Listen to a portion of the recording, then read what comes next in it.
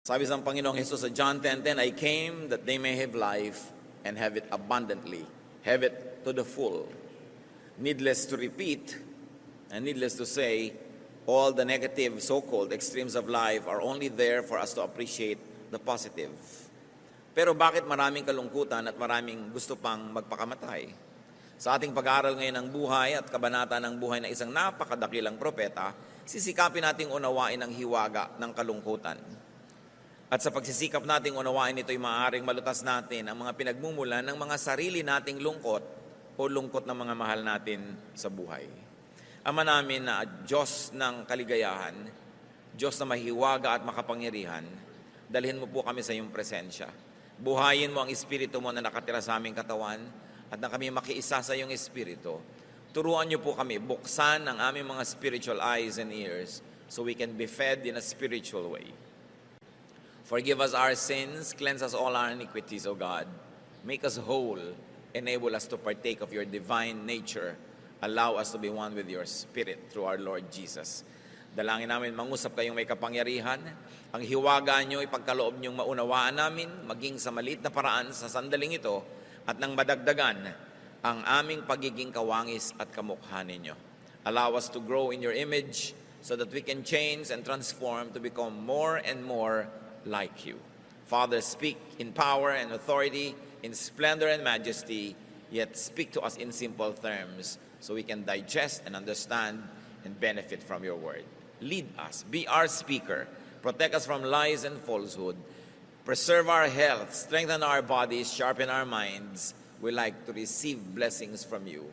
As we bring you offerings and thanksgiving and gratitude, O God, let your blessings abound in our hearts right now. We seek you in the name of your Son, our Lord and Savior, Jesus Christ. 1 Kings 19, verse 4. He, meaning the prophet Elijah, came to a broom tree, sat down under it, and prayed that he might die. I have had enough, Lord, he said. Take my life. I am no better than my ancestors. Isang napakadakilang lalaki at napakadakilang propeta, dumating sa puntong gusto niyang mamatay. How come a great prophet got so unhappy, so sad and so depressed that he wanted to die? Parang hindi mo inaasahan yan sa isang propeta, pero kung hindi natin inaasahan, merong pagkakamali ang paningin natin sa mga hinirang at mga instrumento ng Diyos. Ang mga dakilang mga instrumento ng Diyos, mga tagapagturo, mga propeta, mga dinaduluyan ng kanyang espiritu upang maging blessing sa iba, ay hindi exempt, hindi puwera sa mga lungkot, sa mga hirap, sa mga kuminsan ay takot. Sa kadalasan, mas sensitive ang mga mas espiritual at mga instrumento ng Diyos. Kaya mas higit lalo silang nauuga, higit mas lalo kuminsang natatakot, higit lalong naapektuhan ng hirap, ng lungkot, ng pangamba. Sapagkat sa mamamagitan ng kanilang sensitibong espiritu, natuturuan sila ng Diyos na maging mahusay na mga pastol, mga tagapangaral at tagaturo dahil nararanasan nila higit kanino man ang mga problema ng tao. Kaya hindi dapat paghanapan ang ating mga spiritual leaders to be supermen and superwomen as if they were exempted from the ravages of life. But in fact, they are even more sensitive. The Spirit that it is in the Lord sensitized them even more so they could be relevant and they could be kind and they could be good teachers. Ano naman ang maituturo ng walang pakiramdam at manhid? Paano aakayin nung sobrang laging mabuo ang loob yung mga natatakot? Paano niya uunawain ang mga nangangamba? Kaya pati ang Panginoon, sinabi, lahat ng temptation, dinanas niya upang sa pamamagitan ng anak ng Diyos, ang Diyos na espiritu at hindi physical, malalong maunawaan at maranasan ang dinaranas ng mga taong tulad natin na physical at spiritual din. Siyempre, alam ng Diyos lahat yan, pero kumbaga alam lang niya yun sa teorya kasi hindi naman talaga nangyayari sa Kanya dahil hindi siya physical. Kaya kinailangan ang Diyos sa Kanyang lalong pagpapahalaga at pag-ibig sa atin, ipinadala ang bahagi niya ang Kanyang anak na tinatawag natin upang saluhan tayo sa ating pagkalupa at pagkatao. At habang nananatili siyang nakasalo sa Diyos Ama sa langit sa pagka-espiritu, kasalo natin sa pagkalupa, kaya siya ang nagiging tulay natin na mga lupa at espiritu doon sa espiritu lamang na Diyos. Kaya dinanas ng Panginoon lahat ng pagsubok at lahat ng pasakit at hirap. At nang sa ganon, ang Diyos Anak ay bumalik sa piling ng Diyos Ama, lalong-lalo na ngayon na nauunawa at na-appreciate ng Diyos na Espiritu ang kalagayan natin. And the Bible says, and God remembers that we are dust.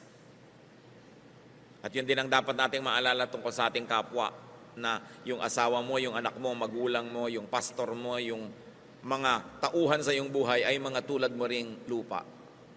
At dahil doon, lumalawak dapat ang ating pangunawa, hindi ang panghuhusga sa kapwa. Bakit ginustong mamatay ng propetang ito? Samantalang napakamakapangyarihan niya, siya'y nakikisalo sa banal, kabanalan at luwalhati ng Diyos. He was a partaker of the divine nature. But why did he want to die? What factors caused such unhappiness to the point that a great man of God would die? Ang background po nito ay may napakalaking giyera, giyerang relihiyoso. It was a religious war. May bagong reyna sa bayan ng Israel, si Jezebel, foreigner. May iba siyang sinasamba, si Baal.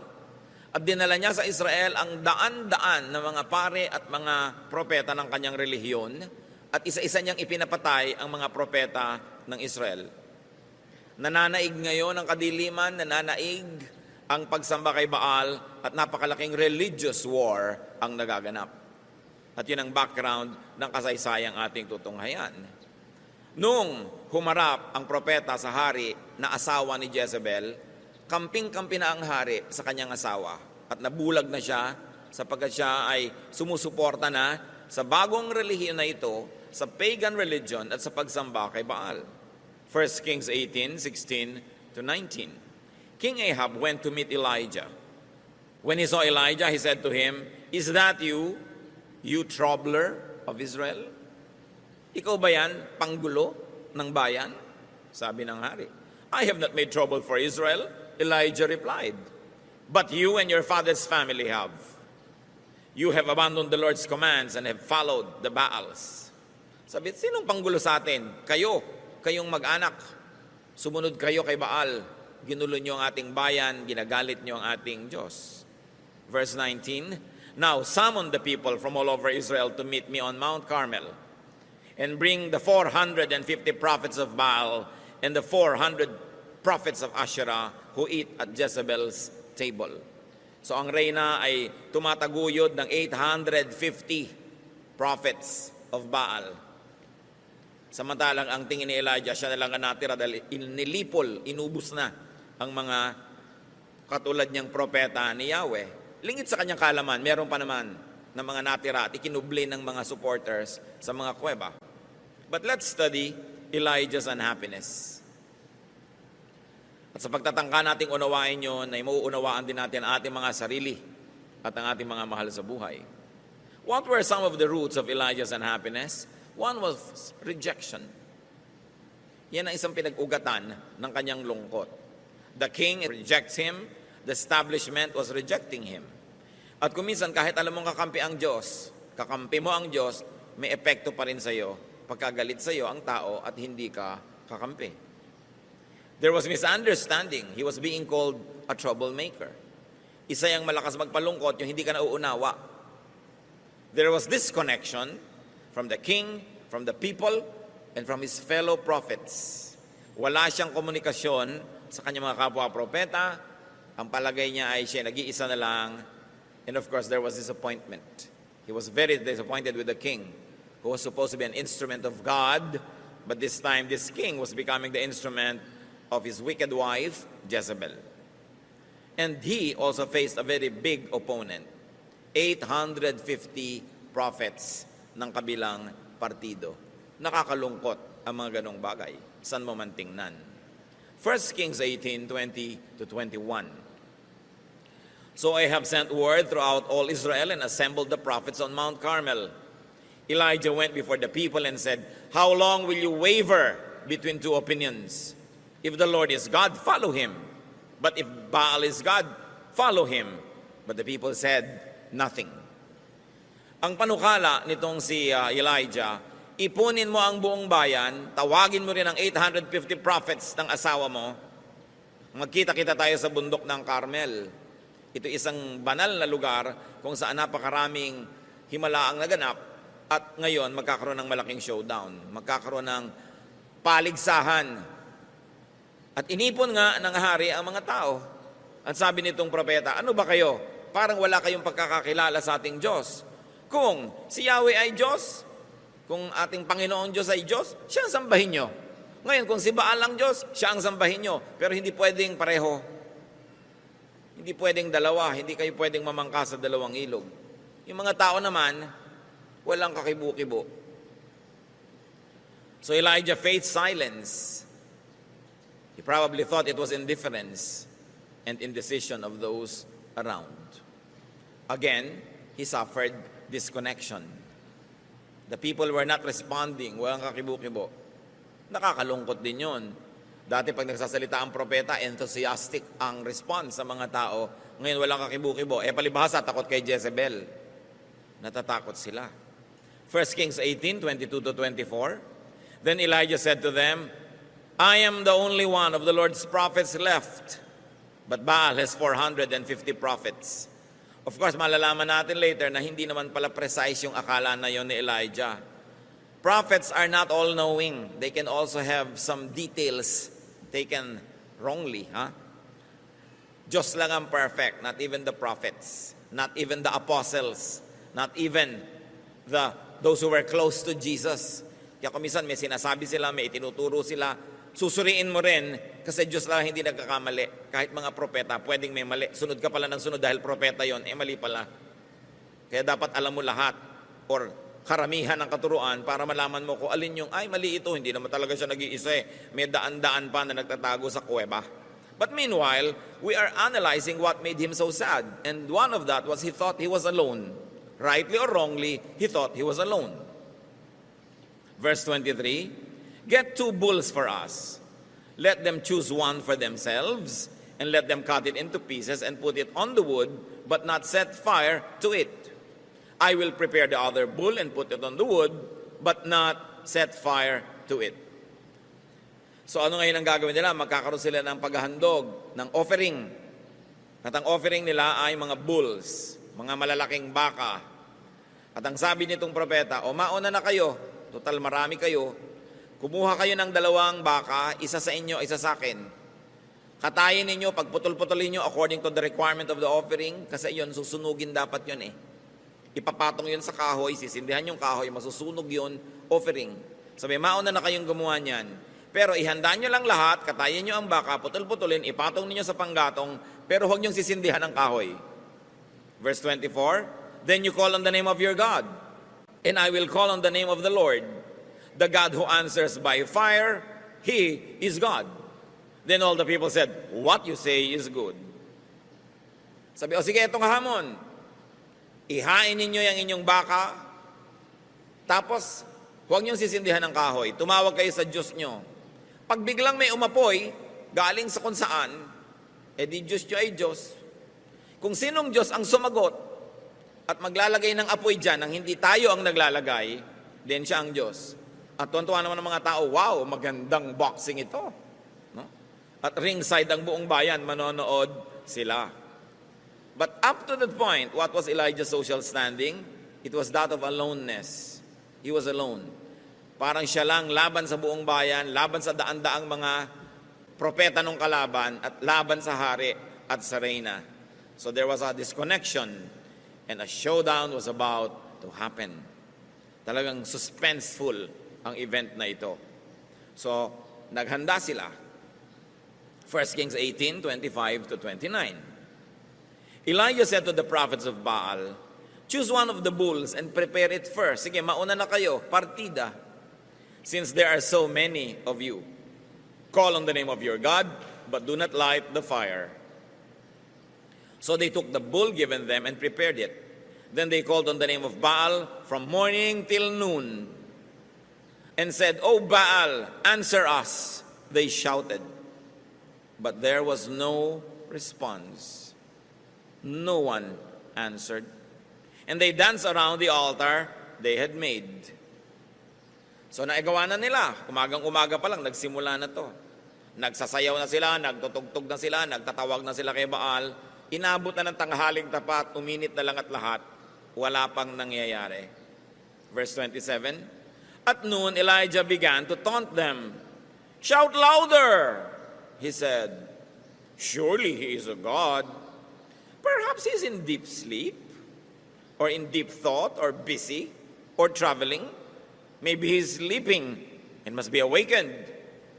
So they shouted louder and slashed themselves with swords and spears, as was their custom, until their blood flowed. Sabi ni Elijah, oh, lakasan niyo pa, baka tulog, baka nagbabiyahe, baka pagod. Sige pa, lakasan pa. Lalo namang nilakasan nga nitong mga sumasayaw. Hanggang hiniwa-hiwa nila ang kanilang sarili para lumabas ang dugo nila na paraan nila sa pagtawag ng atensyon ng Diyos nila. Dahil pinaniniwalaan nila na gusto ng Diyos silang nakakaamoy ng sariwang dugo. So, tingmak na sila ng dugo at nabasa na yung lupa. Wala pa. Verse 29, midday passed, and they continued their frantic prophesying until the time for the evening sacrifice. Maghapon na to. Didilim na, oras na para sa tunay na oras ng pagbibigay ng mga handog sa Diyos ng Israel. But there was no response, no one answered, no one paid attention. Anong nararanasan dito ni Elijah? He experienced strife. Siyempre may contest. And there was grave intensity. And at this point, he could have already been experiencing fatigue. Maghapon na yan, may magdamag pang nakaraan nung kahapon, so pagod na siya, may contest, lahat yan nakaka-contribute sa naging kalagayan niya na sobrang kalungkutan later. 1 Kings 18:30-35. Then Elijah said to all the people, come here to me. They came to him, and he repaired the altar of the Lord, which was in ruins. Doon niya niyaya ang mga ito sapagkat nando sa Mount Carmel, yung dambana ng Diyos, nagiba-giba na, nilulumot na, guho-guho, dahil matagal nang walang nag-o-offering, walang nagre-repair, walang nag-aayos.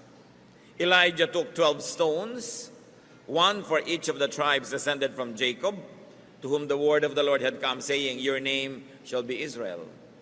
With the stones he built an altar in the name of the Lord, and he dug a trench around it, large enough to hold 2 seahs of seed. He arranged the wood, cut the bull into pieces, and laid it on the wood. Then he said to them, fill 4 large jars with water, and put it on the offering and on the wood. Do it again, he said, and they did it again. Do it a 3rd time, he ordered, and they did it a 3rd time. The water ran down around the altar and even filled the trench. It's very cinematic. Very dramatic. Haba ang lahat ay nanonood at naglalagay ng mga band-aid sa mga sugat nila, itong mga nabigong mga propetang hiwa-hiwa ang katawan at nagdugo ay wala namang sumagot. Eto ngayon siya, dahan-dahan niyang nirepair yung altar na bato. Mga patong-patong na bato lang naman yun eh. Kumuha siya ng mga 12 malalaking bato, pinagtumpok-tumpok. Naghukay siya ng parang kanal sa paligid ng altar niyang binuo. At sabi niya, at nagsibak siya ng kahoy, ipinatong niya sa bato, inayos, at pinutol-putol niya yung baka, inilagay sa ibabaw ng kahoy. At pagkatapos ng sabi, umigib kayo ng tubig, damihan ninyo. Buhusan ninyo itong karne. Buhusan niyo rin yung kahoy, buhusan niyo rin yung bato sa ilalim ng kahoy, at ginawa nila yon hanggang umapaw ang tubig doon sa kanal na ginawa niya sa paligid. Parang merong moat. Sabi niya, puno na, gawin niyo pa uli. Inulit, pangatlong ulit, basang-basa ang lahat. No? Because there were 13 quarts of water that were used. So Elijah went through hard work. Mahirap yata siya gumawa lahat, mag-isa pa. At performance level ito. Nakakapagod yan. So pagod na siya. Again, there's the issue of fatigue. 1 Kings 18:36-37. At the time of sacrifice, the prophet Elijah stepped forward and prayed, O Lord God, God of Abraham, Isaac, and Israel, let it be known today that you are God in Israel, and that I am your servant and have done all these things at your command. Answer me, O Lord, answer me, so these people will know that you, O Lord, are God, and that you are turning their hearts back again. So there was tremendous pressure Nag-fail na yung kabilang bahagi, yung kabilang partido, siya na lang ngayon ang na-under test. At sinabi niya, Lord, tayong dalawa ang under pressure here, tayong dalawa ang nakasalang para subukan.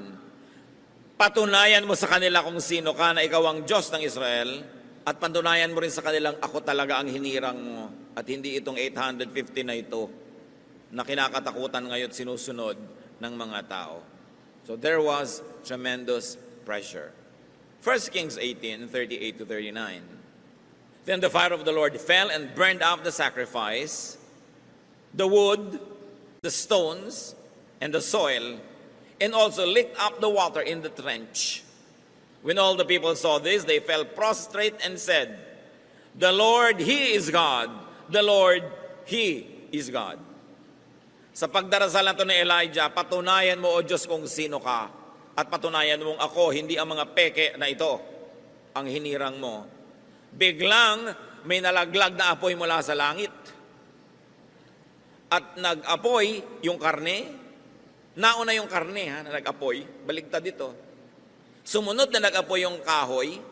At pati yung bato, at pati yung lupa, nag-apoy. At pati yung tubig na umaapaw, nag-evaporate sa init at tindi ng tubig na galing sa Panginoon. Napatunayan ng bayan kung sino talaga ang Diyos. So, silang lahat nila sabi, totoo nga, ang Diyos natin ang Diyos, siya ang dapat sambahin. So what did the prophet experience here? Success. There was glory. Nagtagumpay siya. Napakalaking tagumpay para sa Diyos at para sa kanya ring ministry. 1 Kings 18:40. Then Elijah commanded them, Seize the prophets of Baal. Don't let anyone get away. They seized them, and Elijah had them brought down to the Kishon Valley and slaughtered there.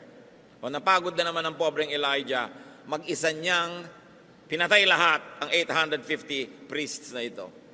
So there was victory. Complete, perfect victory.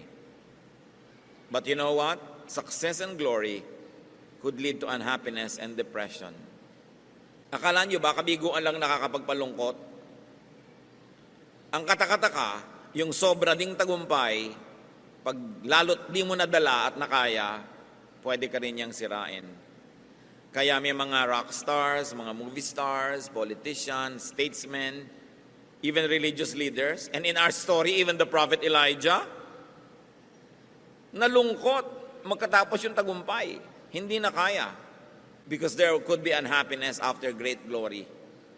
Kaya nakikita nyo yung mga artista kumisan, lalo sa tanghalan, sa entablado, pagkatapos ng kanilang huling palabas, may cast party. Kasi gising na gising pa yung electricity ng body nila sa palakpak, sa tagumpay, mahirap itulog yun. Kailangan ma-deflate ka, kumbaga sa lobo, halos puputo ka na, kailangan magbawas ka ng hangin dahan-dahan para hindi ka sumabog. And as we can see here, unhappiness is, among others, electricity. So Elijah was electrified by his victory, pero nabasa natin maya-maya, gusto niyang mamatay. 1 Kings 18, 41 to 42. And Elijah said to Ahab, Go, eat and drink, for there is the sound of a heavy rain. So Ahab went off to eat and drink. But Elijah climbed to the top of Mount Carmel, bent down to the ground, and put his face between his knees. Anong background nito, mga kapatid?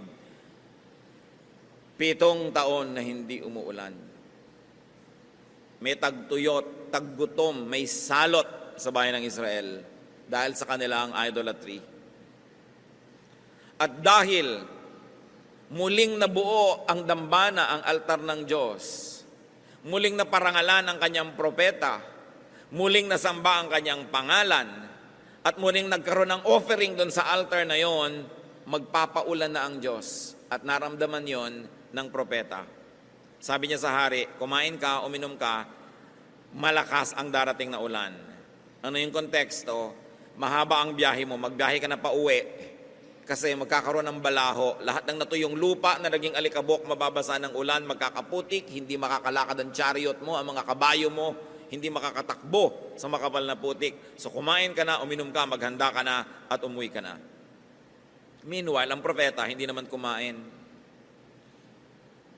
Pumunta siya sa bundok, At halos ilagay niya yung ulo niya sa pagitan ng dalawan niyang tuhod na siya'y nakatalungko. He was squatting and his face nearly touched the ground. It was an act of deep worship and meditation of some of the prophets in the Old Testament.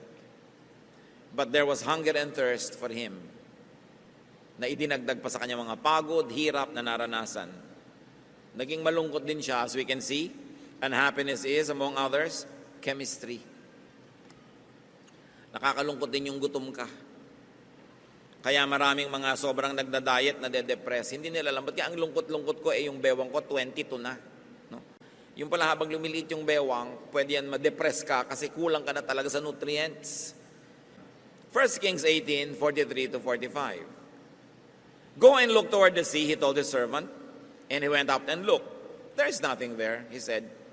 7 times Elijah said, go back. The 7th time, the servant reported, a cloud as small as a man's hand is rising from the sea. So Elijah said, go and tell Ahab, hitch up your chariot and go down before the rain stops you. Meanwhile, the sky grew black with clouds, the wind rose, a heavy rain came on, and Ahab rode off to Jezreel.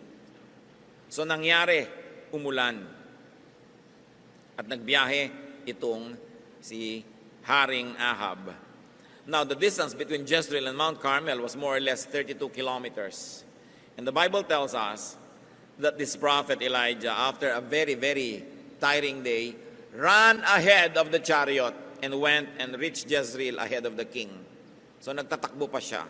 So there was exhaustion. As you can see, happiness or unhappiness is also fatigue. Pag sobra kang pagod, may tendency ka ring ma-depress.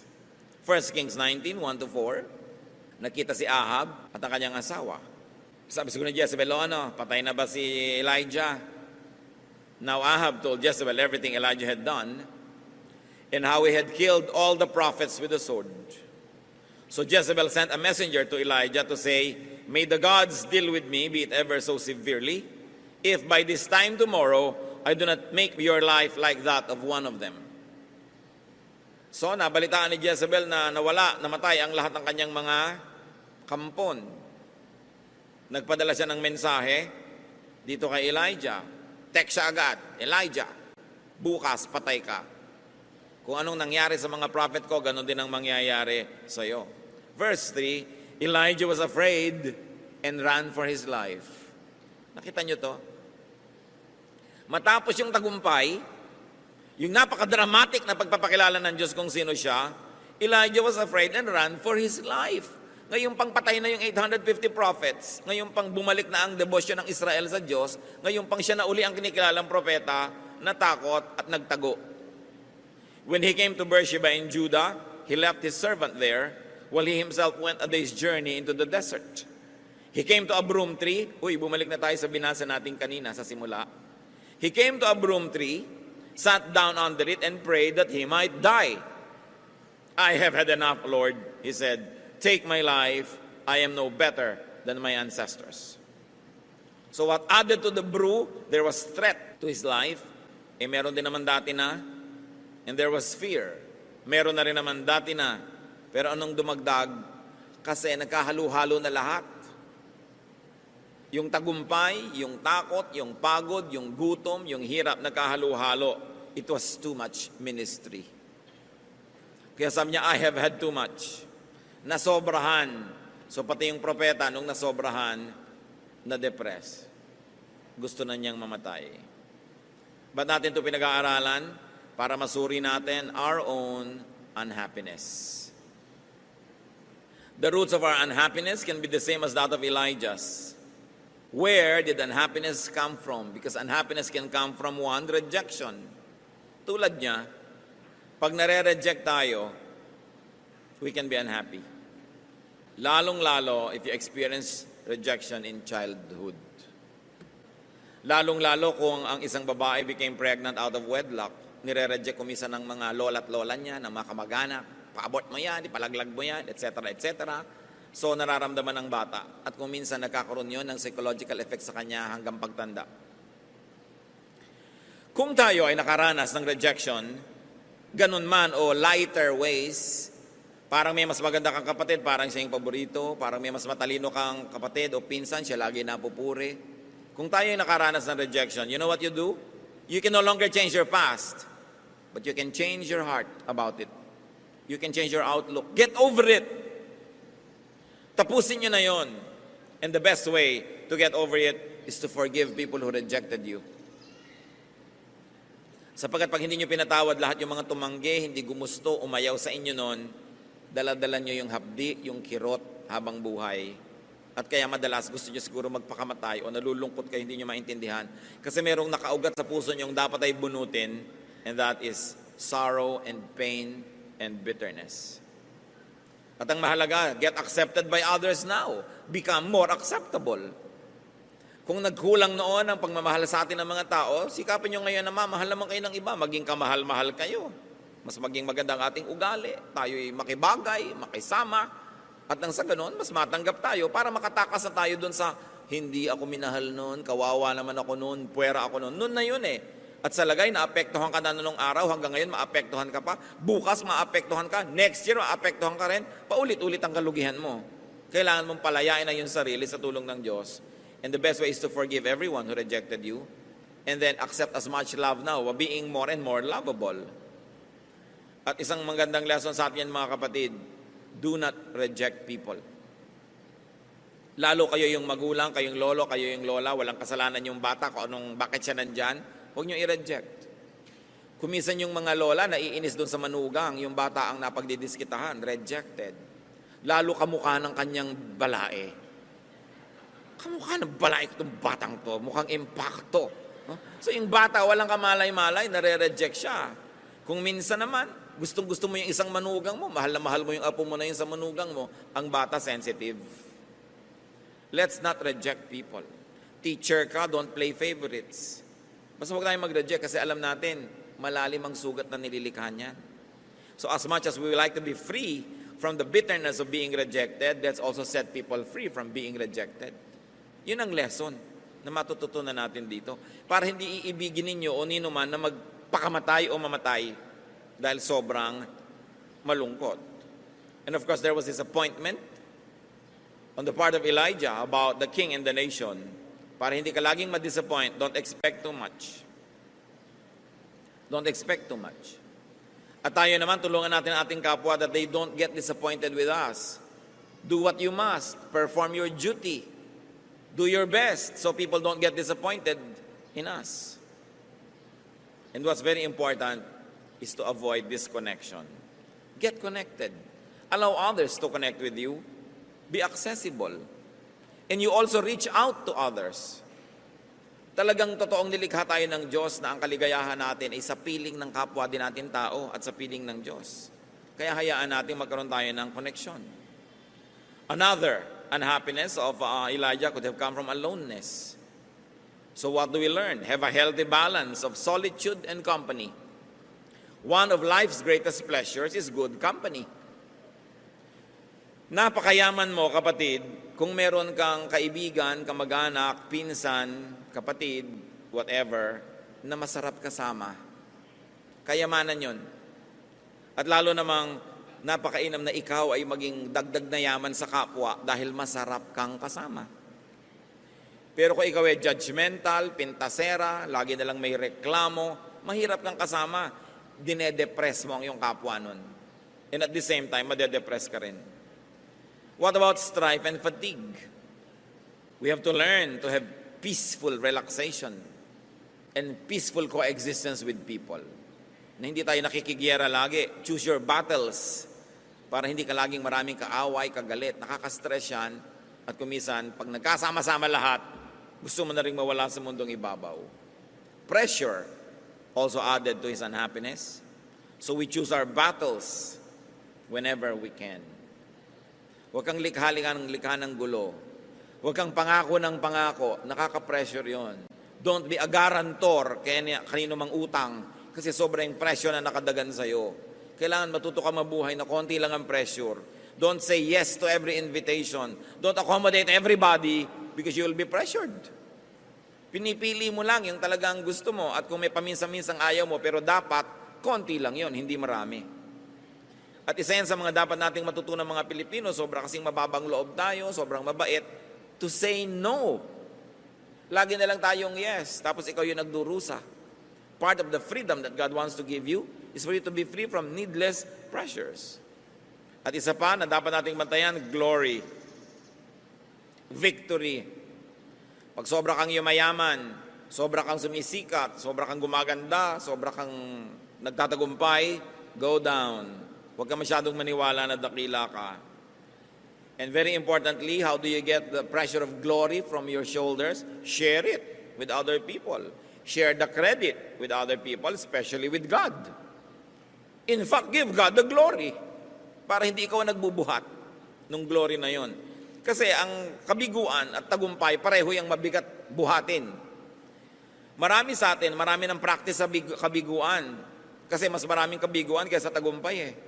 Kaya pag nabibigo ka, nalulungkot ka lang pero hindi ka natutumba. Pero marami ang hindi nadadala at hindi nakakaya yung tagumpay. Doon sila nasisira. Kaya kung minsan, ang hinihiling mong tagumpay sa Diyos, pag hindi niya ibinigay, pasalamat ka rin. Kasi alam niya yung load limit mo. Wawasakin ka lang ng sobrang tagumpay, kaya ang ibibigay lang sa iyo yung kaya mong dalhin. Even God's no answer is a blessing dahil alam niya ang ating kapasidad. What about His hunger and thirst? So alam na natin yung solusyon. Eat and drink properly. It's not enough to just eat or drink properly, yung tama sa'yo. Yung mga sobrang maingat nga sa katawan, kinoconsider pa nila yung kanilang blood type. Hinahanap nila kung anong bagay sa blood type nila na pagkain. Body type nila. Yung kanilang lifestyle, binabagay din nila. Hindi naman yung diet, halimbawa ni Jane Fonda, bagay sa'yo, hindi ka naman si Jane Fonda. Di ba? Ikaw si Jane Punda. So si Jane Unan, iba na naman yun. Hindi kayo pwedeng pare-pareho. Huwag nyo ginagaya yung mga model, magkaiba naman. Tsaka yung mga model, alam nyo, lalo yung mga nakikita nyo sa TV, lumalaban ng mga bikini open. Mga 2 araw yung hindi umiinom ng tubig, dehydrated na dehydrated, para ma-define yung mga muscle nila. Walang katubig-tubig ang katawan. Kaya kadalasan, pagkalabas nila doon sa backseat, mga natutumbat na hihimatay. Kasi talaga ang pagde-deprive sa sarili para pumayat. Ba't nyo gagawin yun? Paparusahan nyo ang inyong sarili. No? So kailangan, may body type ka, may comfortable weight ka. Kung talagang yun, you cannot be somebody else. And you must not depress yourself trying to be someone else. At isa pa pang nakita natin dito kay Elijah, fear. So deal with your fears. Uproot or at least minimize if you cannot conquer your fears. Dapat yan inilalagay sa lugar. What are more insights into the cures to unhappiness and depression according to the experience of Elijah? Nasabi na natin, dagdagan pa natin na lalong-lalong ngayon nakabase sa kanyang karanasan. 1 Kings 19, 5-8. Tuloy ang kwento. Then he lay down, matapos siya sabihin, Lord, gusto ko nang mamatay. Then he lay down under the tree and fell asleep. All at once an angel touched him and said, Get up and eat. He looked around, and there by his head was a cake of bread baked over hot coals and a jar of water. He ate and drank and then lay down again. Matapos siya magreklamong hindi na niya makaya, napahiga na siya doon sa lilim ng puno at siya ay nakatulog. Pinukaw siya ng anghel, hinipo siya, tinapik-tapik at sinabing, bumangon ka muna. No? Kumain ka muna. Huwag kang matulog ng gutom. So pagtingin niya, may pagkabango-bango mga tinapay na talagang bagong bake sa kanyang ulunan at mayroon pang isang banga ng tubig. So bumangon siya, kinain niya, ininom at nahiga uli. Sa inyong mga tamad magluto, matutulog na lang ng gutom, learn this. Yung ayaw na magluto, ayaw na maghugas ng plato, itutulog na lang yung gutom, may pagkain naman. No? So learn from this. Baka marami kayong depression na galing dyan. Ito naman siya, hindi tamad. Wala lang talaga siyang pagkain, kaya pinaghimalaan. Ngayon, kung meron kayo sa bahay nyo, hindi nyo kailangan ng himala. Verse 7, The angel of the Lord came back a second time and touched him and said, Get up and eat, for the journey is too much for you. So he got up and ate and drank. Strengthened by that food, he traveled 40 days and 40 nights until he reached Horeb, the mountain of God. Ministry na naman. balik na naman siya sa dati, samantalang kani-kanila lang gustong mamatay. Gutom lang pala. Kaya siya sobrang na-depress. Kaya dapat i-balance natin yan. Pinag-aralan natin yung unhappiness, tingnan natin yung kabaligtaran. Bakit siya na-revive? Because happiness is a tree. Kumisan parang maliit na detalye lang sa kwento. Naglakbay siya, iniwan niya yung katulong at naglakad pa siya mag-isa maghapon. Talagang gusto niya mapag-isa para walang makapigil sa kanya. Kaya alam niyo yung mga gusto ko magpakamatay, pag hindi ka dumating dito, magpapakamatay ako. Hindi magpapakamatay yun. Yung talaga magpapakamatay, wala siyang sinasabihan para maituloy niya ang balak niya. No?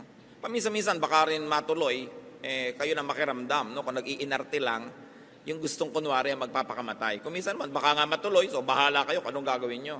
Pero nakikita nyo, yung talagang determined magpakamatay, walang sinasabihan yon.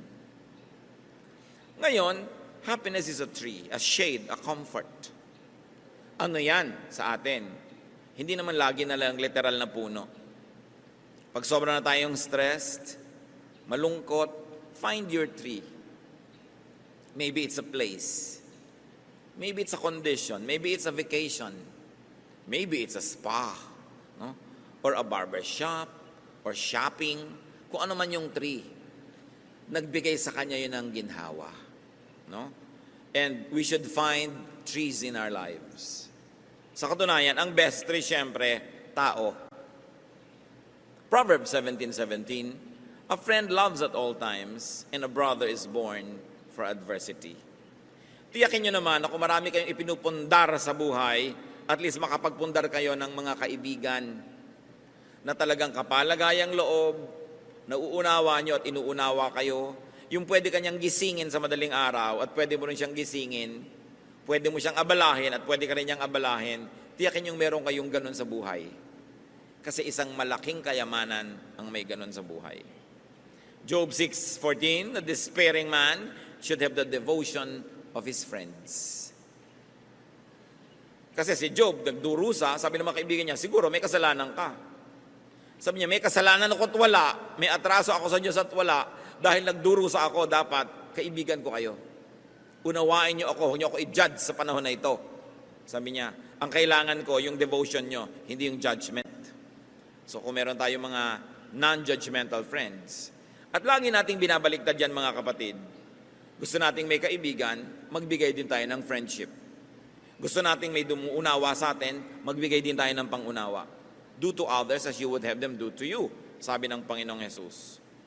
Ang Diyos, 2 Corinthians 7:6, God comforts the downcast. So napakasarap na sa Diyos kasi silong. Pero siyempre, maganda yung relasyon mo sa Kanya. Wala kang agam-agam, close kayo ng Diyos. Happiness is also rest and sleep.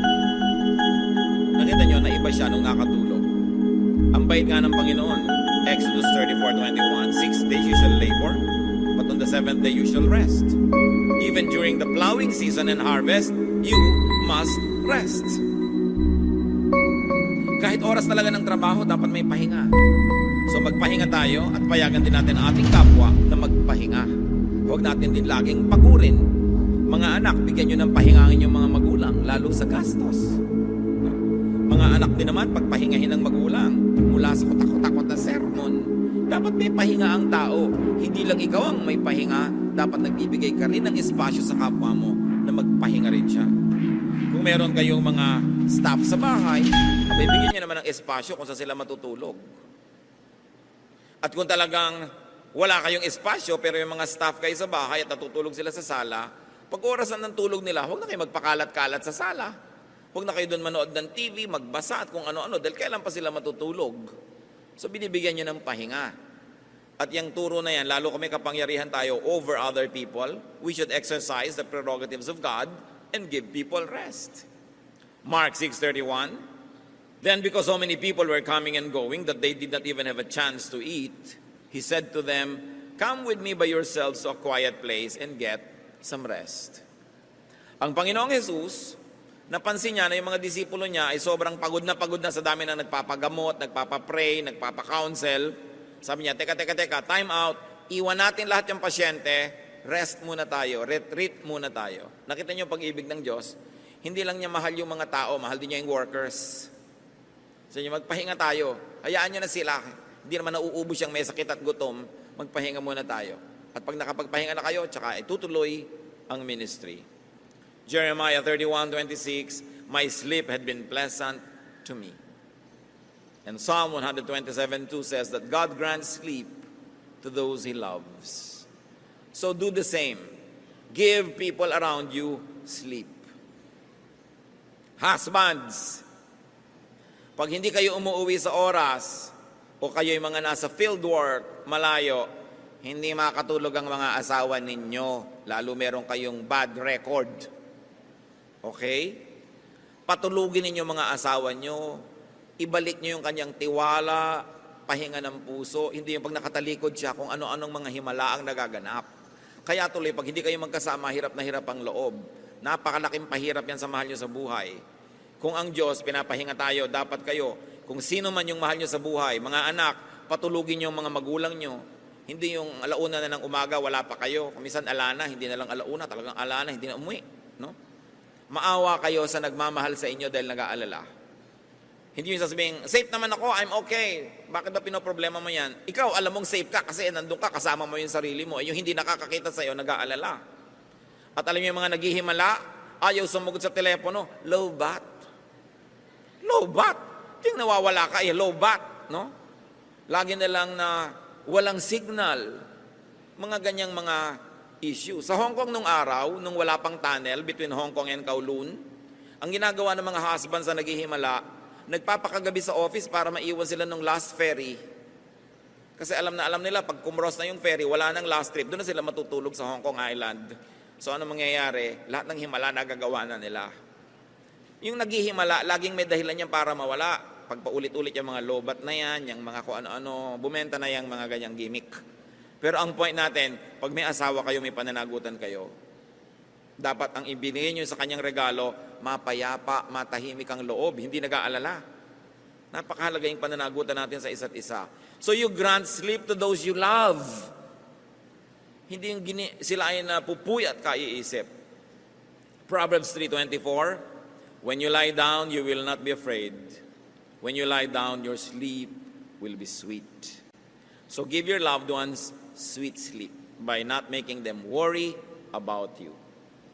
Also, we have seen in the story that happiness is connection. First of all, with people. 2 Timothy 1:4, I long to see you so that I may be filled with joy. Talaga ang ligaya natin, pinakamalakas nang gagaling sa kapwa natin, lalo't mga mahal natin sa buhay. Kaya mga kapatid, sobrang malaking tragedy ang policy ng ating pamahalaan to export people as overseas Filipino workers. Nakakatulong pansamantala. Naiibsan ang hirap pansamantala, pero ang social cost ng paghihiwalay. Yung pagkakalayo-layo, lalo nag-immigrate na forever, yung mga mahal mo sa buhay. Nagpapalaki ka ng anak, nagpapalaki ka ng mga pamangkin, mahal sa buhay, thinking makakasama mo hanggang ikailibing, yung pala hindi ganun ang mangyayari. Dahil sa hirap ng buhay, nagkakahiwa-hiwalay tayo. Kaya napakalaki ng pananagutan ng ating mga politiko na nagpapaandar ng gobyerno. Kailangan isa sa mga platform nila, hindi lang damihan ang market for overseas Filipino workers abroad. Dapat ibangon nila, palakasin ang ating bayan para hindi tayo kailangang maglayasang lahat. Dahil nagkakahiwa-hiwalay, malaking lungkot yon. Hindi lang dapat balik bayan, dapat walang alis bayan kung matino ang pamamalakad sa ating bansa. Ayaw nyo ba na magkaroon kayo ng mga katulong na Amerikano sa bahay? Ha? Yung iyaya mo, British, may accent, no? Ayaw mo ba na ang hardinero mo Hapon dahil gumagawa ng Japanese garden? Tayo na lang ba lagi kagawa nun, bagamat hindi naman yun masama. Kadakilaan nga. Pero hindi dapat policy pang matagalan yan because of the tragedy of separation. Ang sarap na kasama mo sa buhay ang yung mga minamahal. Kaya huwag kayong laging humahanga sa mga politiko na nagpaparami ng market for Filipinos abroad. Dapat gumawa sila ng market dito. Dapat ang mga tao hindi naaalis para lang mabuhay. Kailangang baguhin yung pamamaraan dahil sobra na ang lungkot na ibinibigay sa bawat isang tao niyan. Sabi sa Proverbs 27:10, do not forsake your friend and the friend of your father. And do not go to your brother's house when disaster strikes you. Better a neighbor nearby than a brother far away. Ipinapakita yung halaga na nagkikipagtulungan ka sa iyong kapitbahay. Kasi kung nakatira ka sa malayo sa iyong mga kamag-anak, dapat yung kapitbahay mo, parang kamag-anak mo yun. Sabi, kaya makipagkapwa ka. At huwag mong kakalimutan, kahit yung kaibigan ng tatay mo, naging ganyan ka dahil yung tatay mo, sinuport ka, pero hindi mo alam, may kaibigan pala siyang nag-support din sa kanya. Sabi, tatanaw ka ng utang na loob, maging sa mga kaibigan ng iyong magulang. Kailangan mahalaga yan. And of course, if connection with people is very good, lalo naman yung connection with God. Acts 17:26-28. God determined the time set for them and the exact places where they should live. God did this so that men would seek Him and perhaps reach out for Him and find Him, though He is not far from each one of us. For in Him we live and move and have our being. So at the very least, huwag natin kakalimutan, nakatira ang Diyos sa atin, ang Espiritu ng Diyos ay nasa atin, hindi siya malayo because God lives in us. And what happened to Elijah? He received an angelic touch. An angel touched him twice. Connectedness is important. So we touch people, we allow people to touch us, and very importantly, we touch God and we allow God to touch us. Luke 5:13, Jesus reached out His hand and touched the man. I am willing, He said, be clean. And immediately the leprosy left him. Luke 6:19, and the people all tried to touch Him because the power is coming from Him and healing them all. The healing power of touch. Kahit hindi ikaw si Jesus, hihimasin mo lang, hahagurin mo lang ang mahal mo sa buhay, yung nalulungkot, kahit wala kang sabihin, nakakapagpagaling yun. Mark 5:28, the bleeding woman thought, if I just touch His clothes, I will be healed. Touch people and allow people to touch you, not only physically, but very importantly, emotionally.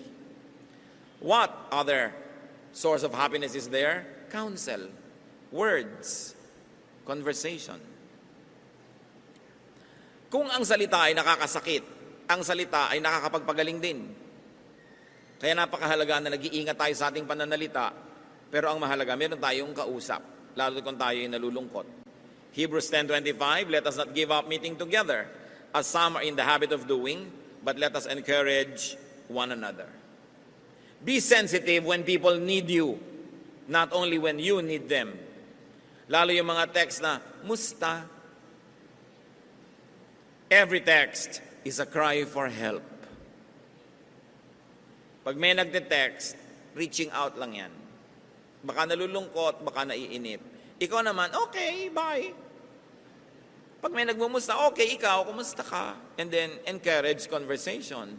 Kasi hindi naman yun mangungumusta ng walang nangyayari. Siguro naiinip. Kung minsan, gusto ka talaga niyang kumustahin, pero isipin mo, baka siyang may kailangan.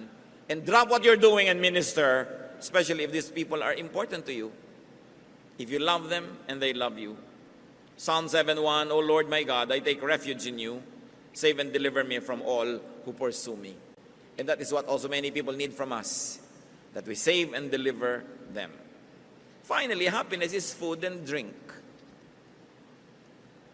Genesis 1:29, God said, I give you every seed-bearing plant on the face of the whole earth, and every tree that has fruit with seed in it. They will be yours for food. So dapat marunong kang kumain. Ecclesiastes 8:15, nothing is better for a man under the sun than to eat and drink and be glad. Then joy will accompany him in his work all the days of his life God has given him under the sun. Acts 14:17, God has shown kindness by giving you rain from heaven and crops in their seasons. He provides you with plenty of food and fills your hearts with joy. Very importantly, we should minister also through food. So be happy. Make others happy. Ang mga tao, kung anong binibigay natin sa kanila, yun ang nire-reflect nila pabalik sa atin. Bumabalik lahat yan. Kaya kung kabutihan ang ginagawa natin sa kanila, kabutihan din ang bumabalik sa atin. Maybe not through them, but through other people. Maybe not today, but definitely tomorrow. Nangyayari yun. Ang ginagawa natin sa tao, yun din ang nangyayari sa atin. So, ang sinabi ng Panginoong Jesus, Kung anong gusto mong gawin sa ng kapwa, yun ang gawin mo sa kanya. Strive to be happy and do your best to make other people happy. Iwasan natin yung mga nagpa-depress kay Elijah. Sobrang pagod, sobrang tagumpay din kung minsan na hindi na isi-share with others. Iwasan din natin yung sobrang magutom, mauhaw,